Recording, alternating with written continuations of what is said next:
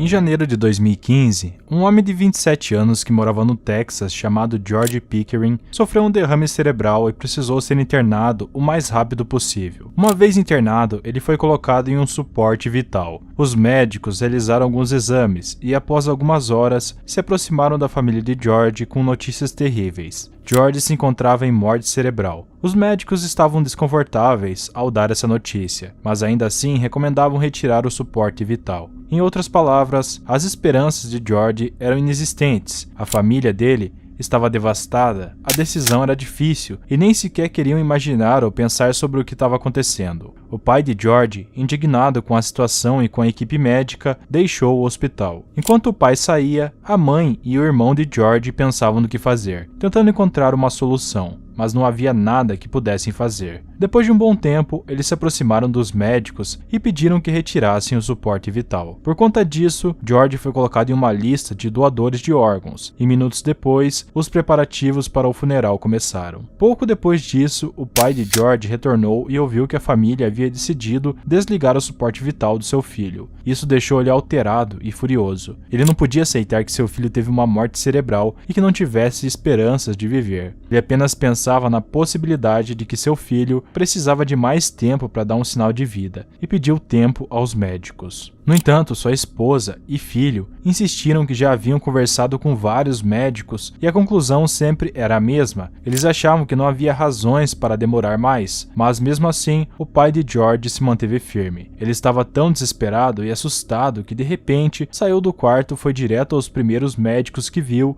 e exigiu que mantivessem o suporte vital conectado ao seu filho por mais alguns minutos. No entanto, um dos médicos explicou que prolongar o suporte vital era inútil e que isso só atrapalharia o processo de doação de órgãos. Ao ouvir isso, o pai de George sentiu ainda mais angústia. Ele estava tão confuso que voltou para o quarto de seu filho, olhou para ele por alguns momentos e depois deitou ao lado dele. Ele começou a segurar a mão dele e a apertar ela com força, orando e pedindo que por favor desse um sinal de vida. Mas George não respondeu. Nesse momento, o pai de George pegou seu telefone e tirou uma foto com ele. E apenas alguns minutos depois dessa foto, os médicos entraram e começaram a preparar tudo para retirar o suporte vital. Ao ver que aquele era o último momento com seu filho, o pai de George teve um ataque de fúria e angústia. Ele saiu do quarto correndo pelos corredores do hospital, foi até o carro e pegou uma arma. Em apenas alguns minutos, ele estava de volta ao quarto, agora com a arma em mão e apontando para os médicos. Ele ordenou que saíssem e os médicos saíram correndo para chamar a polícia. O pai de George trancou a porta e continuou apontando para a entrada enquanto segurava a mão de seu filho e, histérico, pedia que desse um sinal de vida. Pouco depois, a equipe da SWAT chegou e se posicionou do lado de fora do quarto, gritando para o pai de George que mantivesse a calma e os deixasse entrar. Mas enquanto isso acontecia, ele continuava segurando a mão do filho, esperando um milagre, sem deixar de apontar para a entrada. A mãe e o irmão de George estavam aterrorizados com a situação e começaram a gritar para que ele se acalmasse, mas justo nesse momento, a equipe da SWAT arrombou a porta e, como se fosse um filme, George apertou a mão de seu pai. Ao sentir isso, o pai de George jogou a arma e foi preso. Todos no hospital estavam impactados com o que tinha acabado de acontecer. O pai de George foi algemado, e enquanto era levado pelos corredores do hospital, ele gritava para os médicos olharem para seu filho, porque ele tinha acabado de mover a mão. Quando os médicos entraram no quarto, eles perceberam que o que ele tinha falado era verdade. George não apenas estava movendo a mão, mas também abriu os olhos e olhou para todos os médicos que entraram. Com o tempo, George se recuperou, e até hoje ele assegura que se não fosse por seu pai, que fez de tudo para tentar reanimar ele, até mesmo nos supostos últimos segundos de vida dele, ele estaria morto. O triste dessa história é que o pai de George recebeu uma sentença de 10 meses de prisão por agressão com uma arma. Mas mesmo depois de tudo isso, a família assegura que tudo isso valeu a pena. E sem dúvida, é uma história comovente e ao mesmo tempo parecendo uma história de filme.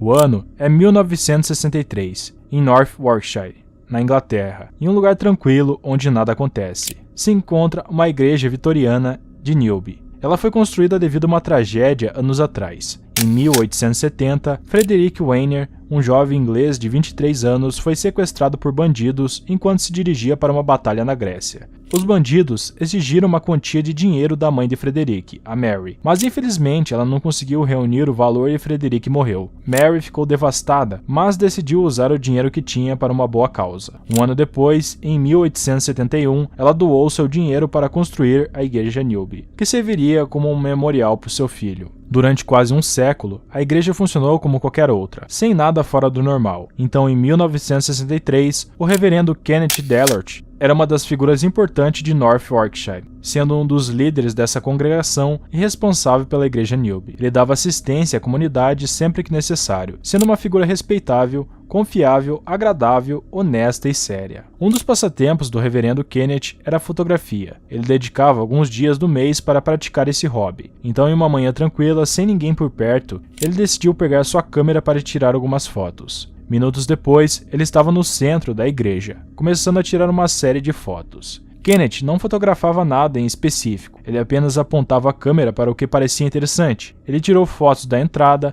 das paredes, dos vitrais e dos objetos do local. Então digamos que o reverendo se encontrava entusiasmado com o que capturava. Os minutos passaram rápido e Kenneth continuou tirando fotos. Então ele percebeu algo. O altar estava particularmente bonito, iluminado pela luz da manhã. Ele caminhou até a parte central da igreja e encontrou uma posição confortável. Levantou a câmera, focou no altar e apertou o botão.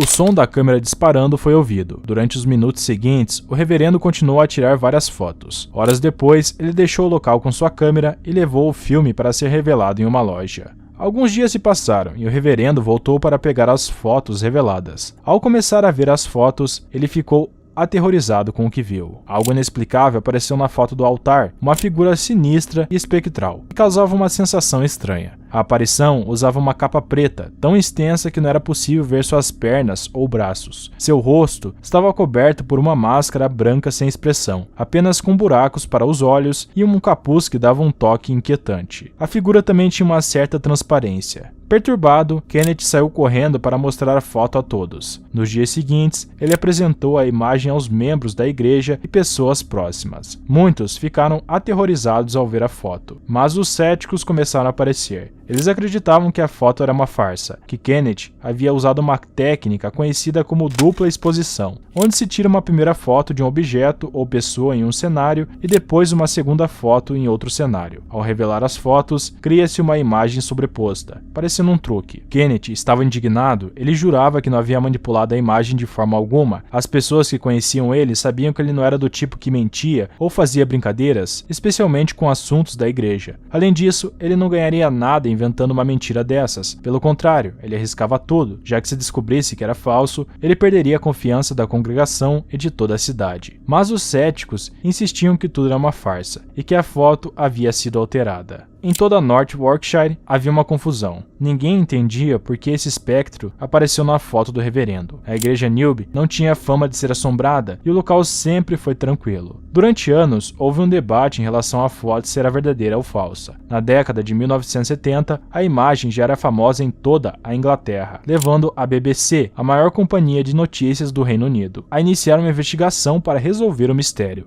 A empresa pediu a foto original a Kenneth. Dias depois, a BBC contratou especialistas para analisar, incluindo Carl Delsey, um perito nessa área, e após dias de análise, ele concluiu que a técnica de dupla exposição não havia sido usada. O efeito não poderia ser reproduzido dessa forma. No final da investigação, os especialistas concluíram que a foto estava limpa, sem evidências de manipulação ou algo assim. Também confirmaram que o espectro aparecia no negativo da foto, e um detalhe que chama atenção é a transparência do espectro. Algumas partes, como a cabeça, pareciam menos opacas, e se fosse uma edição, a transparência seria uniforme, algo que os especialistas não conseguiam entender. Outra anomalia encontrada foi a capa preta e o sudário branco usados pela aparição, roupas típicas de monges do século XV, ou seja, não combinavam com o ano da foto nem com a construção da igreja. O espectro parecia ser de uma época mais antiga, adicionando mais um mistério à história. Além disso, foi feito um cálculo para determinar a altura do espectro, concluindo que ela tinha cerca de 2,7 metros de altura.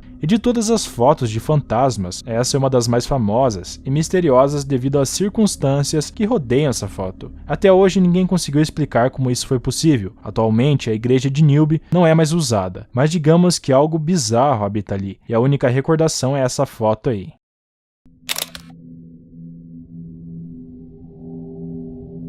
Em 1985, Oren Jeffrey estava viajando e explorando algumas cavernas no sudoeste da Virgínia. Oren era um aficionado por fotografia, além de ser um grande explorador e espeleólogo, ou seja, uma pessoa que dedicava parte do seu tempo a documentar, cartografar e catalogar os achados no interior das cavernas. E o que Oren mais fazia era cartografar essas cavernas imensas e inexploradas. Então, para ajudar ele com seu hobby, ele levava sua câmera fotográfica. Naqueles anos, a fotografia ainda era um hobby relativamente novo, e apenas os especialistas sabiam alguns detalhes sobre como usar as câmeras. Oren não queria documentar algo da sua exploração, mas também queria tentar algo novo. Ele queria tirar uma foto na completa escuridão usando uma técnica do que ele tinha ouvido falar. Essa técnica era conhecida como longa exposição, que basicamente consiste em deixar o obturador da câmera aberto por um período muito mais longo do que o habitual, permitindo que a pouca luz disponível atinja o sensor da câmera. Essa técnica é usada para capturar cenas com pouca luz ou para criar alguns efeitos estranhos. Oren pensou que durante essa viagem, as cavernas da Virgínia seriam uma ótima oportunidade para experimentar essa técnica. Por algumas horas, Oren explorou essas cavernas solitárias, caminhando por diferentes seções, se arrastando por alguns buracos, marcando e catalogando os diferentes objetos que via. À medida que chegava a novas partes da caverna,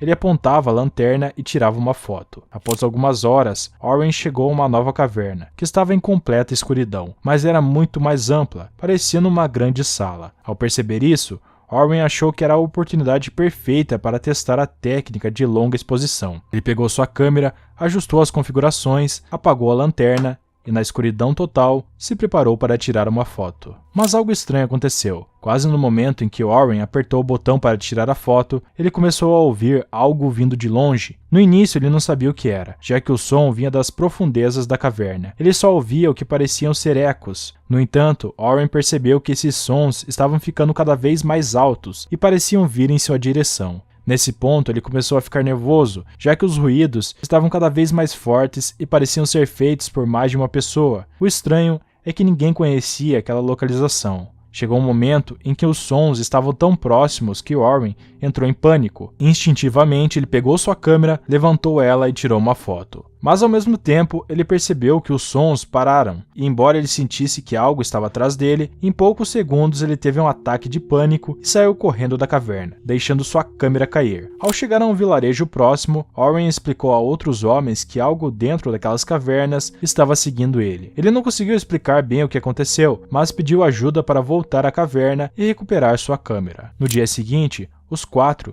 se prepararam para a exploração. Em poucas horas, eles estavam na caverna novamente. Não demoraram muito para chegar à seção onde Oren havia deixado sua câmera. E para a sorte dele, encontraram a câmera caída entre algumas rochas. E para confirmar o que Oren dizia, o grupo ficou por alguns minutos na caverna, procurando na escuridão ou esperando ver algo ou pelo menos ouvir os sons de que Oren falava. O grupo gritou, jogou pedras e entrou por diferentes túneis da caverna, mas não viram sinal de nenhum ser vivo. Então decidiram ir embora. Dias depois, quando Oren revelou as fotos de sua exploração, ele encontrou essa imagem. E ao ver ela, ele ficou paralisado de medo. A foto não estava muito nítida, mas era possível ver o que pareciam ser 3 pares de olhos olhando diretamente para a câmera. E se tentarmos melhorar a imagem, veremos algumas silhuetas, e até hoje não se sabe o que foi aquilo que seguiu Oren na caverna. E devido à época em que a foto foi tirada, muitas pessoas acreditam que, nessa época, era impossível essa foto ter sido manipulada.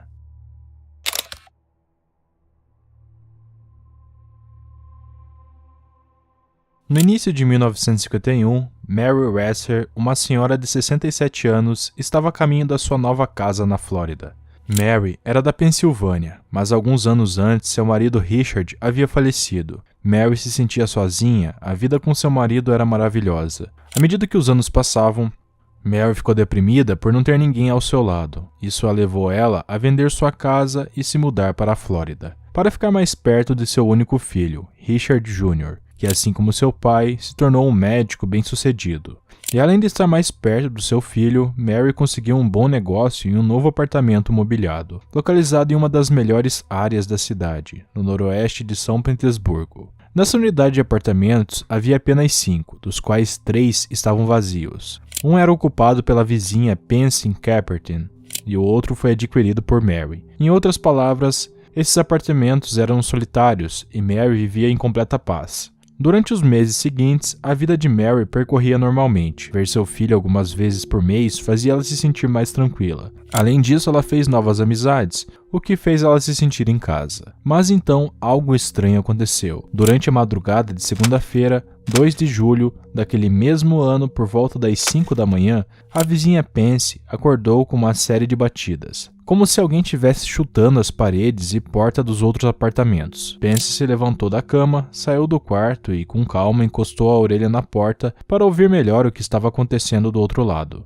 As batidas continuavam, mas quase no momento em que Pence se aproximou, elas pararam. Pence não sabia qual era a fonte daqueles sons. Ela estava pensando sobre o que poderia estar acontecendo do outro lado, mas de repente ouviu um som muito mais forte, que mais tarde ela descreveria como o som de uma porta sendo batida. Nesse momento ela começou a ficar nervosa. Tentando manter a calma, ela respirou fundo e abriu a porta, temendo encontrar algo terrível do outro lado. Mas ao espiar, não viu nada fora do normal. Os ruídos no prédio desapareceram. Tudo estava escuro e não parecia haver movimentos de intrusos no local. Então ela decidiu investigar um pouco mais. Pence saiu do prédio, examinou os arredores do prédio e não viu nada suspeito. No final, pensou que tudo estava bem e decidiu voltar para seu apartamento e dormir. No entanto, tinha algo a mais. Quase instantaneamente, ao entrar em sua casa, ela notou um cheiro que parecia de fumaça. Naquele momento, ela se lembrou de que uma das bombas elétricas do prédio havia falhado dias antes, fazendo com que aquecesse e funcionasse mal. Pence foi até a garagem, encontrou a bomba e desligou. Depois disso, ela voltou para a cama e foi dormir. Horas depois, por volta das 6 da manhã, Pence se levantou para começar o dia. A primeira coisa que ela fez foi sair do prédio para pegar seu jornal, e nesse momento ela notou algo curioso. Junto à sua correspondência, havia algumas cartas e o jornal do dia, que pertenciam a Mary. O estranho é que Mary costumava se levantar cedo para pegar seu jornal. Além disso, Pence percebeu outra coisa. Mary não só se levantava mais cedo para pegar sua correspondência, mas também ligava seu rádio ao acordar. Pence notou que Mary não havia descido e aparentemente não estava acordada, então ela pensou que talvez Mary não tivesse conseguido dormir bem à noite e provavelmente acordaria mais tarde. Mas novamente algo curioso aconteceu. Algumas horas depois, por volta das 8 da manhã, Pence voltava da loja quando viu um empregado da Western Union parado ao lado de fora do prédio, parecendo confuso e impaciente. Pence se aproximou e perguntou se ele precisava de algo. O rapaz respondeu que tinha um telegrama para a senhora Mary Resser, mas não sabia o número do apartamento e ninguém atendia aos toques. Pence disse que o rapaz não precisava se preocupar, porque Mary era sua vizinha e ela subiria alguns minutos para levar sua correspondência e o jornal. O rapaz entregou então as correspondências. Pence abriu a porta, entrou no prédio e enquanto o empregado da Western Union se virava e caminhava em direção ao carro para fazer a próxima entrega, Pence começou a gritar histericamente. O rapaz não ouviu, arrancou o carro e foi embora. Pence então percebeu algo e saiu correndo do prédio, gritando para alguns pintores que estavam do outro lado da rua. Eles não sabiam o que estava acontecendo, mas ao ver o rosto de Pence, eles sabiam que algo muito ruim tinha acontecido. Sem hesitar, eles correram a toda velocidade, atravessaram a rua e entraram no prédio junto com Pence. Assim que fizeram isso, Pence pediu para eles que eles não fossem embora e vigiassem o apartamento de Mary. Ela correu de volta para sua casa, pegou o telefone e ligou para a polícia e para Richard. Os pintores não entenderam o que estava acontecendo. Enquanto Pence fazia a chamada, eles espiaram o apartamento. Nesse ponto, um deles entrou no apartamento e começou a inspecionar ele por completo. O primeiro passou pela sala e não viu nada, depois pela cozinha e o mesmo aconteceu. Então finalmente ele atravessou o corredor e chegou aos quartos no fundo, mas ao entrar em cada um deles, ele não viu nada de errado. Só que quando ele voltou e passou novamente pela sala, ele viu algo bizarro. Minutos depois, a polícia chegou ao prédio e começou a perguntar a Pence e aos pintores o que tinha acontecido. Os três estavam assustados e não entendiam o que tinham acabado de ver, mas mantiveram a calma e explicaram o que ocorreu. Pouco depois, os bombeiros chegaram, entraram no apartamento e assim como os pintores e Pence, eles ficaram horrorizados com o que viram. E para entender a cena perturbadora que todos viram, a gente precisa voltar um pouco no tempo. Algumas horas antes, no domingo, 1º de julho, Mary chegou em casa por volta das 16h30. Ela estava descansando quando lá pelas 17h20 sua nora chegou. E por volta das 20, seu filho Richard chegou, passou pela esposa e cumprimentou rapidamente a mãe. Nesse mesmo intervalo de tempo, Pansy havia se encontrado com Mary e viu que ela estava vestindo um hobby de noite e sapatos pretos. Ambas conversaram por alguns minutos e Mary mencionou que estava um pouco nervosa e tinha tomado algumas pílulas de Seconal, um medicamento que usava para se acalmar e conseguir dormir. Mary não contou muito a Pansy, mas ela acreditava que Mary estava nervosa e alterada por causa de uma briga familiar. As duas se despediram e minutos depois, Mary entrou em casa, foi para a sala, sentou-se em sua cadeira de balanço, pegou um cigarro e acendeu. Mas então algo estranho aconteceu, algo que até hoje não dá para explicar muito bem. Não se sabe a hora exata nem como aconteceu, mas é relatado que enquanto Mary fumava seu cigarro, ocorreu algo conhecido como efeito pavio, ou combustão espontânea. E para entender melhor, imagine uma seguinte situação. Imagine uma vela que, ao acendê-la, o calor da chama derrete a cera, mas ao mesmo tempo, essa cera é derretida e absorvida pela chama, mantendo ela sempre acesa. No caso dos humanos, nossa roupa agiria como um pavio e nossa gordura corporal como a cera da vela. Se por alguma razão fizéssemos contato com uma fonte externa de fogo, a roupa se incendiaria e se permanecêssemos assim por alguns minutos, ocorreria combustão com nossa gordura corporal. Uma vez que a gordura corporal começasse a arder, derreteria e seria absorvida pela roupa, mantendo-se em combustão como uma vela. Eu sei que é meio complexo, mas essa é a explicação para esse caso. No caso de Mary, acredita-se que foi isso que aconteceu. Mary havia tomado pílulas para dormir, começou a fumar e talvez em algum momento seu cigarro fez contato com sua roupa, que começou a incendiar. Como o efeito das pílulas era muito forte, ela não conseguiu sentir o que estava acontecendo. Então, minutos depois, a gordura do corpo de Mary entrou em combustão e funcionou como combustível. Acredita-se que tudo isso ocorreu enquanto Pansy se levantava para desligar a bomba elétrica, devido ao cheiro de fumaça no prédio. O que causou o grito histérico de Pansy foi essa cena. Ao entrar no apartamento, primeiro ela sentiu a maçaneta quente, e ao abrir a porta, ela viu toda aquela fumaça, e pouco depois percebeu que havia restos humanos na sala. O mesmo aconteceu com um pintor que entrou no apartamento de Mary, e quando os bombeiros chegaram, eles também ficaram horrorizados. O capitão disse que foi um dos casos mais estranhos que ele já tinha visto, mas em alguns minutos conseguiram apagar o que restava de Mary com uma mangueira. Por vários dias, nem os bombeiros nem a polícia conseguiam explicar o que havia acontecido. O mais estranho era que o apartamento de Mary permaneceu intacto. Apenas a área onde ocorreu o efeito pavio foi danificada. As últimas evidências que restaram foram alguns fragmentos de vidro. 6 pequenos objetos que se acreditava serem seus dentes, fibras do hobby de Mary, alguns fragmentos de ossos, um sapato preto e alguns restos da cadeira de madeira que foi consumida pelas chamas. Essa é a foto de Mary, tirada momentos depois que as autoridades chegaram à sua casa e se deram conta do que havia acontecido. Por isso, essa é uma das fotos mais perturbadoras que existem.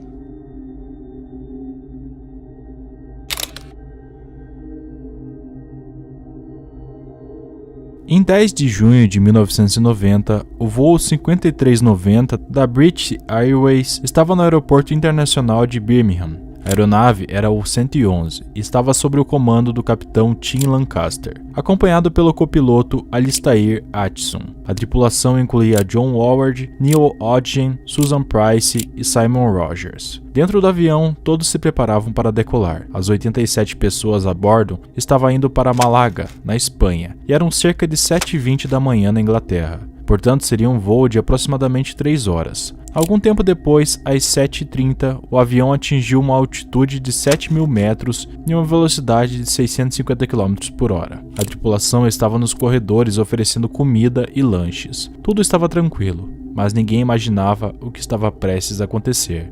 O comissário Hodgson entrou na cabine para atender aos pilotos. Ambos agradeceram, e Hodgson disse que voltaria em um momento para ver se precisavam de algo a mais. Quase no instante em que saiu, Hodgson ouviu algo explodir. Em um piscar de olhos, ele caiu no chão e não entendeu o que estava acontecendo. Quando ele conseguiu se levantar, ele olhou ao redor e percebeu que o que ouviu não foi uma explosão. Uma das janelas da cabine havia sido arrancada, e isso não era tudo. Com a descompressão da cabine, o buraco na janela fez um efeito de sucção que em menos de um segundo puxou o capitão Tim, junto com o cinto de segurança que ele usava. Hodgson e o copiloto estavam aterrorizados. Havia caos na cabine, Mas eles perceberam algo ainda pior. Tim não havia sido retirado completamente do avião. Na verdade, ele tinha metade do corpo para fora da cabine. Odin ficou horrorizado ao ver essa situação, mas sem pensar duas vezes, ele se lançou sobre os instrumentos de controle e segurou Tim pela cintura para evitar que ele fosse totalmente repelido do avião. Nos segundos seguintes, o corpo de Tim saía cada vez mais, até que Odin segurou o Tim com mais força. No final, as únicas partes do corpo de Tim que ainda estavam dentro do avião eram as partes do joelho para baixo, e todos se encontravam em pânico. Tim não havia ficado inconsciente e se encontrava ciente de tudo o que estava acontecendo. Além disso, a temperatura naquela altitude era de menos 2 graus, o que significava que ele corria o risco de sofrer hipotermia em minutos. A cabine começou a se encher de neblina, e com todas essas mudanças, o avião começou a cair em queda livre. E não dá nem para imaginar o que Tim estava naquele momento sentindo, né? Porque ele não estava apenas ferido e pendurado fora do avião, mas também sentia os efeitos da velocidade da aeronave e a queda. E devido ao momento do avião, Odin perdeu o equilíbrio de seus braços e eles estavam mais fracos. Então por um segundo ele acabou soltando o capitão. Quando Tim percebeu que foi solto, rapidamente ele tentou se girar, formando algo parecido como um U com seu corpo ao redor da janela. E só imagine, devido à velocidade do avião, Tim batia repetidamente contra a cabine, causando ainda mais fraturas aos poucos. Naquele momento, outros 2 membros da tripulação, Simon e John, entraram na cabine, já que Odin estava perdendo a força. Nos minutos seguintes, eles formaram algo como uma espécie de corrente humana. Tim deslizava cada vez mais para fora. Ele não podia ver nada além da cauda do avião e os motores. Alguns minutos depois, ele disse a si mesmo que aquele era o fim e em seguida perdeu a consciência. Enquanto isso, lá fora, no interior do avião, as pessoas já pensavam em como ajudar. Enquanto Tim se pendurava a uma cabine em pleno voo e a uma altura de 7.000 metros, o copiloto teve que assumir o controle do avião. O problema era que os controles do avião estavam travados e ele continuava em queda livre. O copiloto tentava estabilizar o avião, mas era impossível e logo o piloto automático começou a falhar. Poucos segundos depois, os alarmes da cabine começaram a soar e o copiloto começou a pedir ajuda e a gritar Mayday pelo rádio. E quando parecia que tudo terminaria em um acidente terrível, o copiloto conseguiu retomar o controle e puxou com toda a sua força o Tim e colocaram ele para dentro da cabine. Segundos depois, eles conseguiram estabilizar o avião. Nesse ponto, o copiloto tentava contactar as torres de controle. Por alguns minutos, ninguém respondia, mas de repente ele ouviu a equipe de tráfego aéreo. Alistair explicou tudo o que havia acontecido e avisou que faria um pouso de emergência. O controle de tráfego disse para ele pousar em um local específico. Pouco depois, por volta das 7h55, a tripulação conseguiu. Todos chegaram a salvo ao aeroporto. Uma equipe de paramédicos já estava esperando para atender Tim. A experiência foi aterrorizante. Todos os passageiros estavam morrendo de medo, mas felizmente ninguém tinha lesões graves. Quando os serviços de emergência correram para a cabine, encontraram uma cena horrível. Tim estava no chão, inconsciente, coberto de hematomas e outras lesões graves, mas surpreendentemente ainda respirava. Nas horas seguintes, Tim foi tratado por múltiplas fraturas, congelamento e uma concussão severa. E essa seria uma foto tirada dele dias após o acidente. A parte mais perturbadora dessa história veio depois, quando as investigações revelaram que o para-brisa se desprendeu porque os parafusos utilizados na cabine eram de tamanhos diferentes. As autoridades concluíram que os culpados foram as pessoas que realizaram a manutenção inadequada da aeronave, e é perturbador pensar que apenas alguns parafusos foram suficientes para causar uma catástrofe.